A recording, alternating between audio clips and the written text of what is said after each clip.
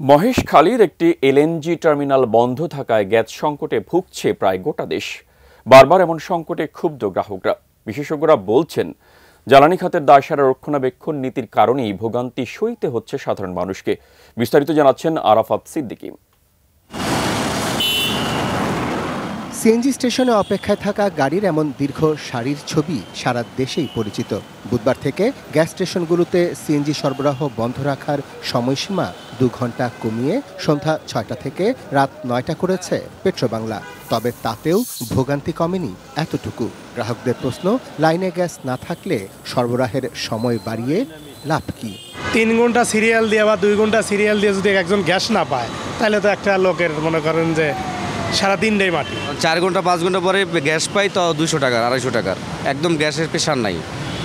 সাধারণত কত টাকার গ্যাস ঢোকে? আমার গাড়িতে সাধারণত 2200 টাকার গ্যাস ঢোকে।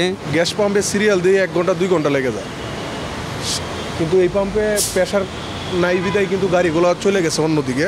গ্যাস সংকট আরও প্রকটভাবে দেখা দিয়েছে তিতাস গ্যাসের সরবরাহ এলাকায়। কারণটা অবশ্য বিজ্ঞপ্তি দিয়ে আগেই জানিয়েছে পেট্রোবাংলা, যাতে বলা হয় বুধবার থেকে শনিবার পর্যন্ত কক্সবাজারের মহেশখালীতে ভাসমান 2টি এলএনজি টার্মিনালের একটি রক্ষণাবেক্ষণের কাজে বন্ধ থাকবে। এতে বিদ্যুৎ খাতে দৈনিক গ্যাস সরবরাহ কমবে 150 থেকে 180 মিলিয়ন ঘনফুট। ব্রেকফাস্ট, টিফিন কিংবা স্ন্যাক টাইমে মজাদার আয়োজন মানে অল টাইম ব্রেড। যানবাহনের জ্বালানি, সার উৎপাদন, কলকারখানা, বাসাবাড়ির গ্যাসের চুলা ইত্যাদি খাতে গ্যাস সংকট হবে 50 থেকে 70 মিলিয়ন ঘনফুট। ফলে ভোগান্তি বাড়বে গ্রাহকদের, বিরূপ প্রভাব পড়বে অর্থনীতিতে। 1 ঘন্টা যদি বাতাস না পান আপনি, তাহলে সারা বছর বাতাস প্রবাহ হলো, তাতে লাভ কি? 5 মিনিট বাতাস না পেলে তো সবাই মরে সাফ হয়ে যাবে।